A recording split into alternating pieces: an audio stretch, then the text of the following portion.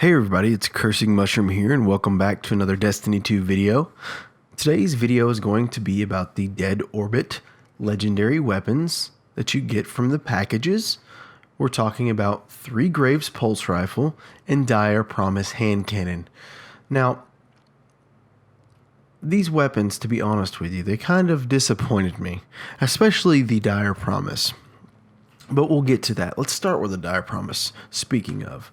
So, in the Dire Promise, in PvE, would I use it?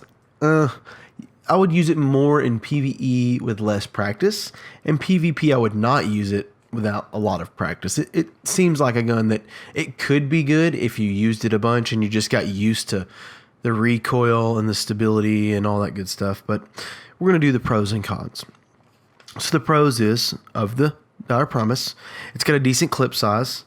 It's got triple tap, so as long as you're handling out those precision shots, you will do good. Okay, it's got good stability. It's got a decent fire rate, which can be a con as well, depending on how you look at it. And then the cons: it's got short range, slow reload, low damage.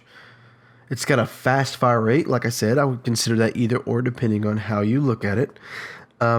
And then sometimes if you get kind of carried away, it can become uncontrollable because it shoots so fast, you're just sending rounds down range and not even thinking about where they land, okay? And then the iron sight, I'm not really fond of how it looks on this weapon. So would I dismantle or infuse this item? I would infuse it and use it, I would infuse it and then get practice with it. I think it's one of those weapons that can be probably really good, that can have a high ceiling if you practice using it repetitively, but I'm not going to. It's just not for me. I wish it shot a little bit slower and did a little bit more damage, and then I'd be happy with it. Now onto the Three Graves. Okay, in PvE it's not that bad because it's got Outlaw. That kind of makes it nice. PvP, I would not use it.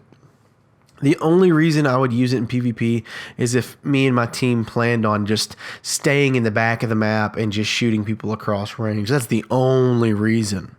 So let's get down to the pros and cons, okay? The pros is it's got the Outlaw perk. It does high damage when you land precision shots, okay? The sight is very nice. It's actually really nice and open. It's easy to see your targets, and it's got good stability. Let's move on to the cons, though, okay?